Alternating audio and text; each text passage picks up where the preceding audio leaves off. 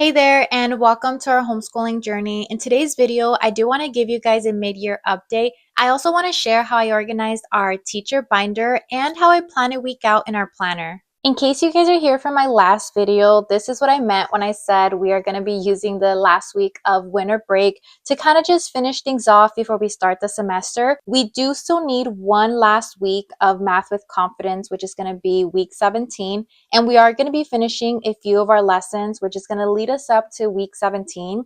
If, say, I end up skipping any of these, I do have an optional Friday day, but for the most part, it looks like we're going to be on track. And if I'm being honest, I do also have a few things from our little passports that I kind of never got to. We still need to finish our second activity from our October subscription.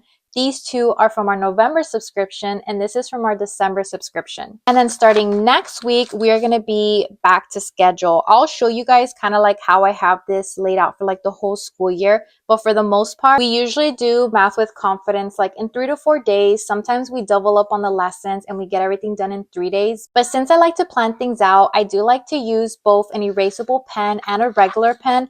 That way I can kind of like be ahead. This is pretty much like the layout of what I would love to get done. And say if we don't get to something that's like extra, the majority of the time that is in like the erasable pen, and I can just like cross it out. Now for the most part, coming into the second semester, we're going to start off on week 18. We are starting a brand new Logic of English, which is going to be Foundations D. I don't know how the workload is going to be on that, so I don't know if we're going to take 2 days to finish one lesson or if we're going to be able to do one lesson every day.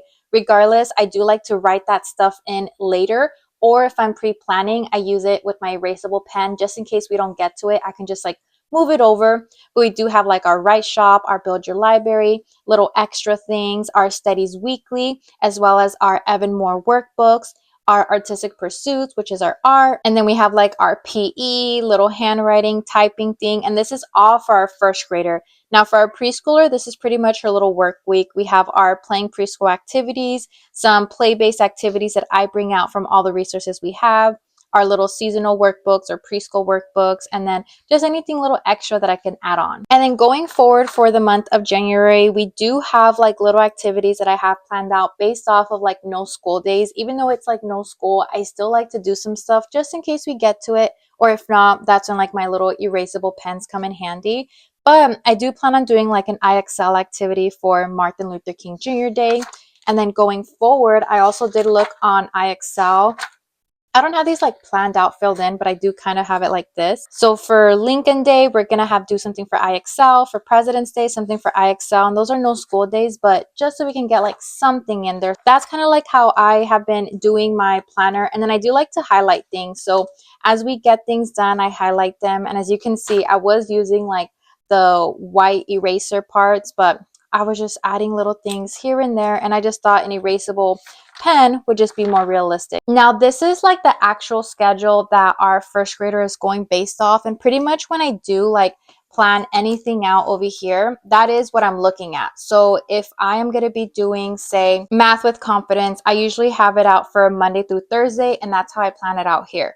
Logic of English up until Thursday. Writing is supposed to be 3 times a week, but as the lessons went on like last semester, I noticed that we were doing some like every day, just depended on what he wanted to do. For the majority of the part, I want to get at least 3 Write Shop lessons done a week. If we can get more, yay. But I have this filled in, which is like the regular pen for, it's going to actually be Tuesday, Thursday, and Friday this semester. And then we do have 2 optional days, which is going to be with my erasable pen. So if we don't get to it, I can just erase it. If we do, yay. But I'm hoping to do it these 3 days. So I kind of have to update this, but this semester is going to be a little different. And then the same thing with my preschooler. This is kind of like how her little work week is going to be. And then based off of what I have here, that's kind of how I fill everything out. Like some days we're going to have music, like one week we do, one week we don't. It just depends. And then other little things like our basic life skills, we finished that last semester, so we're not going to get to it. But this kind of helps me plan out how I do things in my planner. So I have like our yearly visual schedule, and each week I look at this or I reference it just to make sure that I'm like writing everything in how I want to. And then this is actually the one that I do want to talk to you guys about. This is what I did at the beginning of the school year. So I decided that I wanted to do like 18 weeks to make sure that I was done. Like that's how I calculated it. It's going to be a 36 to 38 week school year.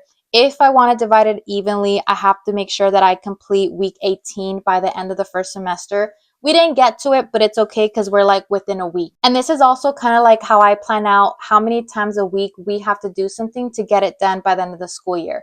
Like, say we wanted to finish, I don't know, art within one semester versus two. I know we would have to do 2 lessons a week to make sure we complete everything in time if she wanted, or he or she wanted to do something different a second semester. But since we're doing art all year long, we're just doing 1 lesson a week. And then with Write Shop, I had it for 3 lessons a week and then sometimes 2. And then right here, I think it was week 15. That's when we decided to kind of do a little more than we need to. And then these 2, we were actually supposed to do like second semester. And I was like, oh, let's go ahead and get started. But then I kind of took that back. So I'm kind of just going to pick things up. I have things planned out for 3 times a week, but I might have to erase this whole thing and just rewrite it just in case we end up doing it differently. So I'll probably erase it, do it blank, but I know I have to do at least 3 a week to make sure we complete it in time. And then this is also how I kept track of the things that we needed to do over winter break. We needed to do lessons 10 through 17 for our art, as well as weeks 16 and 17 for our Math with Confidence and our studies weekly. But besides that, we are on track. I know if we do everything every week for Math with Confidence, studies weekly, health, and history, we're going to finish at week 32. If we're able to take any breaks, or if we want to, I know I have at least 4 weeks of leeway that I can just push things back without stressing. And then for like our financial literacy, as well as our Evan Moore science and geography books, I didn't have a real schedule. I thought I was going to do everything weekly. I did it whenever I remembered. But going into second semester, I kind of just spreaded things about. 1 week, we're going to be doing geography, science, and then we're going to be matching up financial literacy and science until we complete it out. But as you guys can see, I have so much room to like be able to just push financial literacy back. So we'll see how we go with that. And then this is how I was keeping track of our Logic of English. This was Logic of English Foundation C, and this is going to be Logic of English Foundations D. I have not filled this in because I honestly don't know how long these lessons are going to take. Majority of the time, people say that once you hit Logic of English Foundations B or C, it takes you 2 days to start finishing a lesson or activity. We're actually able to like push through and complete the whole lesson by the end of that day. So that's what I'm hoping is going to happen with Foundations D. But if it becomes too heavy or if it's too different, then we can split it up into 2 days. But this is what I'm expecting to do, 1 lesson every day for like 4 days a week, and then just go from there. But we'll see how we end up filling this out. And this is how it's looking for our preschooler. We were able to complete up to, I believe, Unit 8. We took like a week off just because it was December and I just wanted to give us a break. But this is kind of how I have things like planned out. For each unit, it takes about 2 weeks. So we focus on a number, a letter, or sometimes each week has its own letter, just depends on the vibe. We only work on music for that letter once a week, so it's either the first week or the second week. As you guys see, it just depends how we do it. But this stuff, I went ahead and planned it at the beginning of the school year. This is like our shapes workbook and our number workbook, as well as like the numbers that we're going to be working on.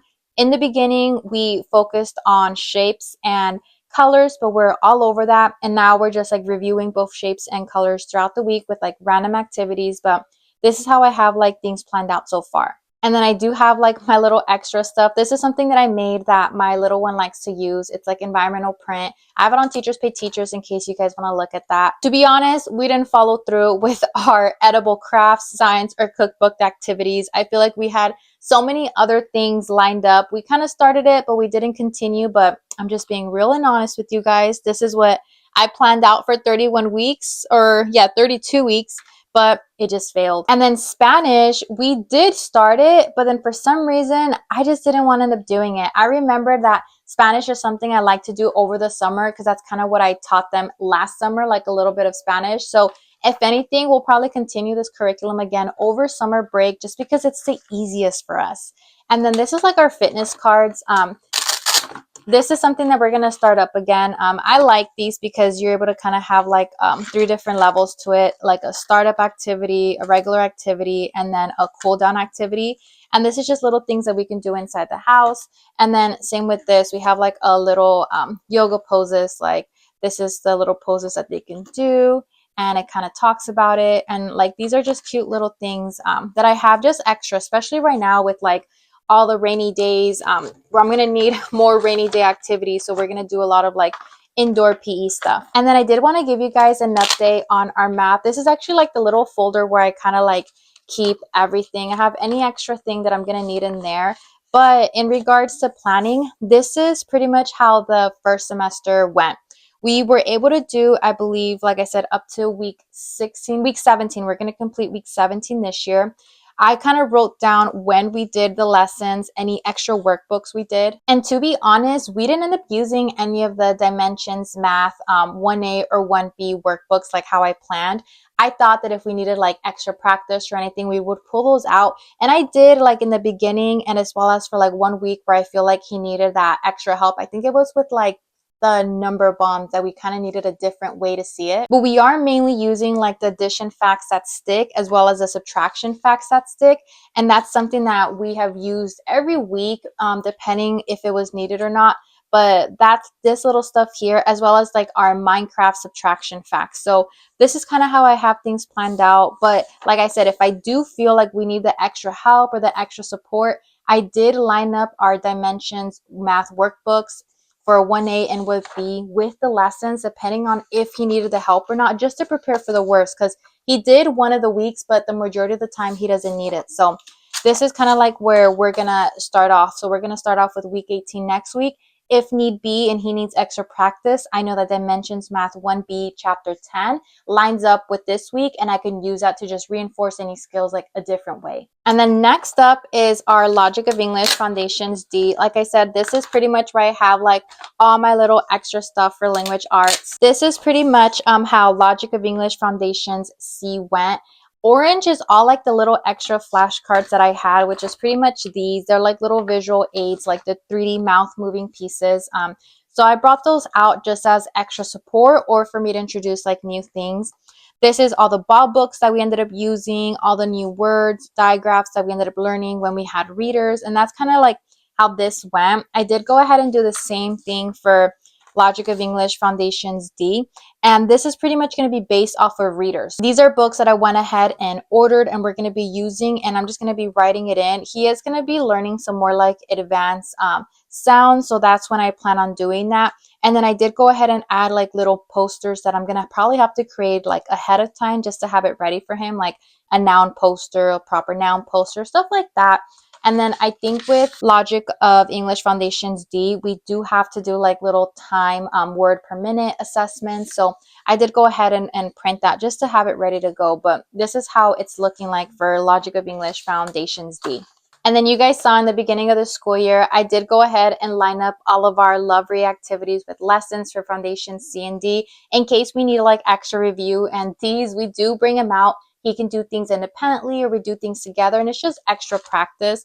And then I did go ahead and line up all of our Bob books, our US Born books, as well as our Love Read books and our Minecraft books with like the level of learning and Logic of English Foundations like A through D, just in case I need to reinforce some skills or see where he may need some extra support. Luckily, he hasn't. And when we do review things, it's just for fun and to work on like his speech and pronunciation. But I do like to have things just ready to go just in case, and also to prepare for when my little one, my 3-year-old, is ready for next year. And then this is the second half of Write Shop A. This is the first half of Write Shop A. I do like to just write things in whenever we need it. I like to highlight and plan.